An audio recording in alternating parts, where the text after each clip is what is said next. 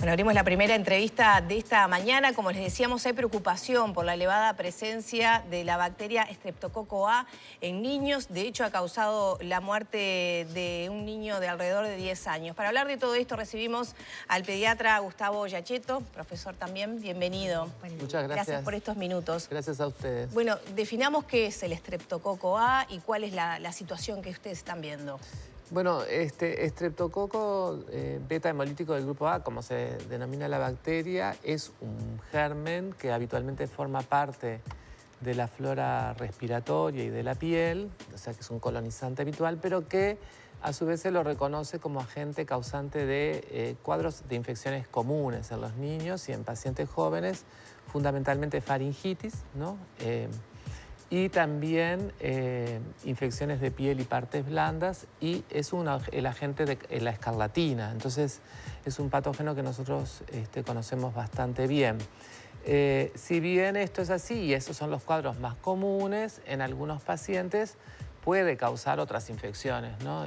Otras complicaciones, como por ejemplo el shock tóxico, que es una complicación con bastante gravedad, o infecciones más profundas, siempre y cuando la bacteria invada la sangre, como puede ser neumonía, etc., ¿no? Esos cuadros de infecciones más profundas son los que justamente explican la mayor gravedad y el riesgo de mortalidad que puede tener este patógeno. ¿En qué porcentaje se puede dar ese caso de mayor gravedad? No es lo más frecuente. El 80-90% de las infecciones son infecciones leves de las que describí, ¿no? ¿Verdad? El 10-20% de casos se pueden ver casos más serios, ¿no? ¿Verdad? Y en ese caso, justamente de los más leves, ¿qué tratamiento conlleva? Habitualmente esta es una bacteria muy susceptible a los antibióticos comunes. Clásicamente los estreptococos son sensibles a la penicilina y nosotros usamos la penicilina y sus derivados para su tratamiento, que son medicamentos que están ampliamente disponibles en todos los lugares, ¿no? ¿Y cuál es la situación diferente que se está dando entonces en estas semanas? Bueno, en esta época del año nosotros vemos un aumento de infecciones respiratorias y de piel y partes blandas por este agente, y por lo tanto es posible ver también casos de escarlatina. Lo nuevo que hay es que en la práctica clínica detectamos más casos, o sea, hay un aumento de los casos. Incluso hay, por momentos parecen como pequeños brotes en algunos escolares, ¿no? Esto coincide con algunas notificaciones en países a nivel internacional, Reino Unido, en fin, hay comunicaciones de que han aumentado los casos. Ellos que llevan un registro muy prolijo, digamos, de los casos, notan que comparado con años anteriores hay un aumento de los casos y con él un aumento también de los casos graves. De hecho, la alerta surgió del exterior, sí, ¿verdad? La Creo que de alerta, Alemania. La alerta surgió del exterior y bueno, claro, al producirse un hecho fatal en nuestro medio, eso también genera en la comunidad médica y además obviamente en las familias, cierta preocupación. Y bueno, entonces es esto lo que está ocurriendo. ¿Pero qué ¿no? explicación puede tener de que aparezcan estos brotes en diferentes lugares del mundo? Parece ser que la época del año, claro, la estación no está vinculada, ¿no? Porque en el hemisferio norte hay frío. Bueno, nosotros, es decir, una explicación científica para el hecho no existe, pero bueno, lo que nosotros vemos es que luego de las medidas de restricción motivadas o sea, durante ese periodo de restricciones, de medidas de cierre, digamos, donde los chicos no tenían contacto escolar, no socializaban mucho, en ese momento la prevalencia de infecciones comunes obviamente que disminuyó drásticamente. Cuando se produce la reapertura y sobre todo ahora que hay circulación normal, nosotros estamos asistiendo a una circulación viral y de otros patógenos mucho más intensa y sostenida que antes. O sea que posiblemente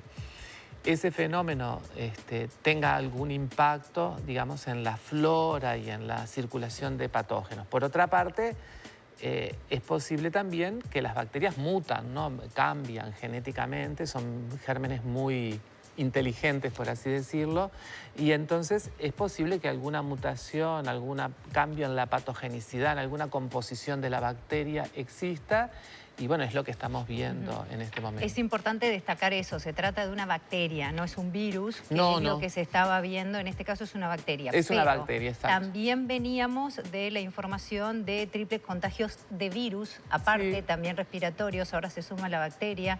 ¿Qué está pasando con la atención pediátrica? ¿Qué está pasando con las emergencias móviles? Está habiendo saturación justamente por ese fenómeno. Se retrasó, siguieron de largo todo lo que tenía que ver con lo viral y ahora se suma los casos de esta bacteria. Bueno, en realidad sí, tuvimos una carga asistencial importante durante el invierno y agosto, septiembre, octubre.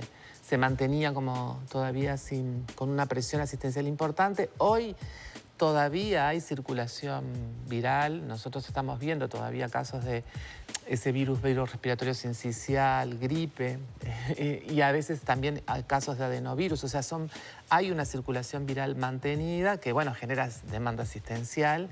Y bueno, y este problema obviamente que puede generarlo. De momento hay consultas, bastantes, para la época, ¿no? Hay hospitalizaciones también, pero bueno, creo yo que demanda de los servicios intensivos, así como saturación, no tenemos, ¿no? O sea, por ahora la respuesta sigue siendo bastante apropiada, ¿no?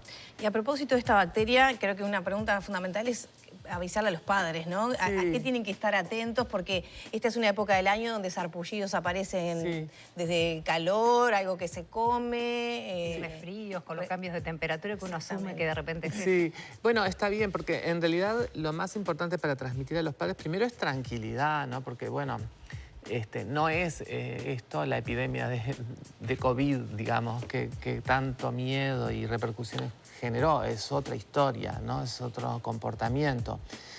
No hay que salir a hacer aislamiento por esta infección, ¿no? Lo que sí, bueno, como causa enfermedades febriles, infecciosas, hay que saber lo que causa. Entonces, una cosa es tener fiebre y faringitis, entonces fiebre y dolor de garganta o angina, ¿no? ¿Verdad? Eso amerita atención para ver si es estreptocóxico o no y tratarla. La escarlatina, que es una erupción también que aparece en el cuello y se extiende al resto del cuerpo, muy fina, rojiza, pero que también se acompaña de fiebre, es una enfermedad eruptiva clásica febril, que también necesita atención porque hay que darle los antibióticos correspondientes y fundamentalmente tener presente que la diseminación de esta bacteria que ocurre por vías respiratorias, por manos, por superficies contaminadas o heridas que no estén bien cuidadas, requiere, bueno, además de la atención, la higiene de manos y a su vez, si se trata, una vez iniciado el tratamiento, a las 24 horas ya no se transmite. Pero justamente le quería comentar que estamos recibiendo algunos mensajes de padres que nos cuentan algunos casos de recibir varias dosis de antibiótico, amoxidal, después plus, que no eliminaron la bacteria y que recién con un tercer antibiótico, acitromicina, se superó la bacteria, lo cual puede llegar a hacer pensar que se esté volviendo más resistente quizá a los, digamos, más comunes. Ahí hay dos cosas que son bien interesantes, difíciles de que la gente lo entienda, pero bueno.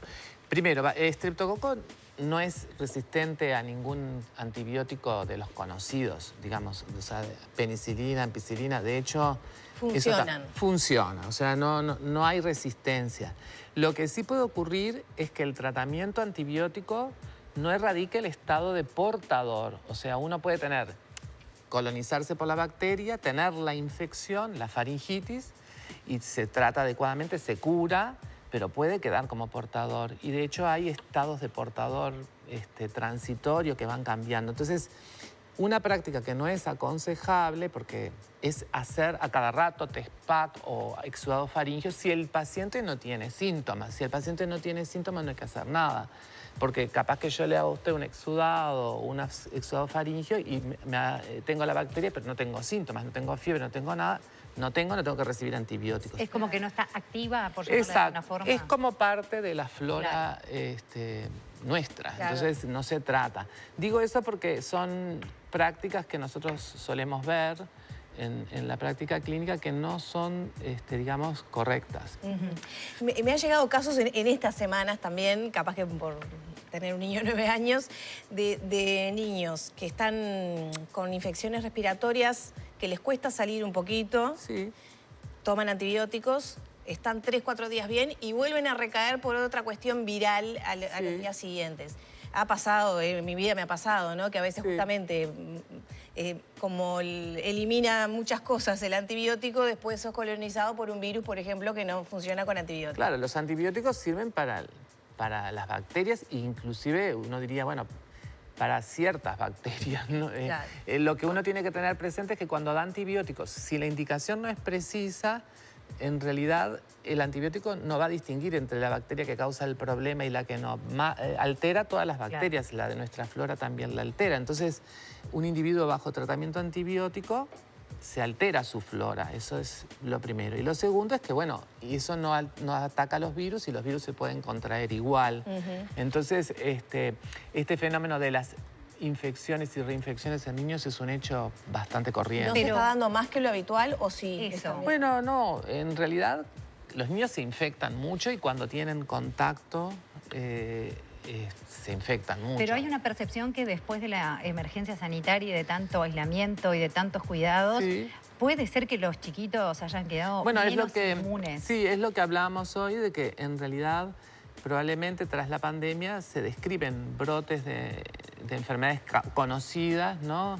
Neumonias por neumococo, este germen, o la circulación de virus respiratorios de los habituales, pero bueno, probablemente otros tipos, otros serotipos. Es posible que eso esté ocurriendo y sí creo que es lo que uno ve, que es lo que mantiene hoy que tengamos esta época del año y sigamos teniendo cuadros respiratorios. Sí, no, ¿y eso por qué es? Porque estar menos expuestos quizá bajó, digamos, las barreras de las personas o aumentó la sensibilidad. Sí. ¿O porque estaban agazapadas atrás de los bancos de las escuelas y creciendo? Claro, es probable que, digo, una explicación científica, yo creo que no he leído, no tengo para decir, así que son hipótesis. Hay muchos científicos que sostienen que esta cuestión de no exposición, obviamente, hace que los niños no tengan su repertorio inmunológico expuesto, tan desarrollado, tan desafiado, Nico, porque lo que hay que entender es que un niño pequeño cuando sale al mundo y se empieza a tener contacto con todo, ahí empieza el desafío de su sistema inmune. Ni que hablar cuando empiezan la escuelita y todo eso. Y sí, que los padres se desesperan, pero bueno, los niños suelen tener 7, 8 episodios de infecciones respiratorias por año y eso es una cosa esperable. Claro. Doctor, por supuesto, salvaguardando la intimidad del caso en el cual no vamos a hacer hincapié, pero a rasgos generales, porque es algo que también se preguntan los padres. Ese chiquito que lamentablemente perdió la vida, ¿tenía alguna condición previa? ¿Se dio algún factor? ¿Fue solamente tener un poco de idea de en qué contexto se puede llegar a un caso así? El caso real yo no tengo toda la información, así que no podría analizar. Lo único que sé es que es un caso de shock tóxico, que son cuadros graves, ¿no? Que entran con shock, que a veces es refractario al tratamiento. No tengo datos para analizar. Lo cierto es que esas complicaciones pueden ocurrir en un individuo, obviamente, que tenga alguna condición de base. Si la tiene, es más riesgoso.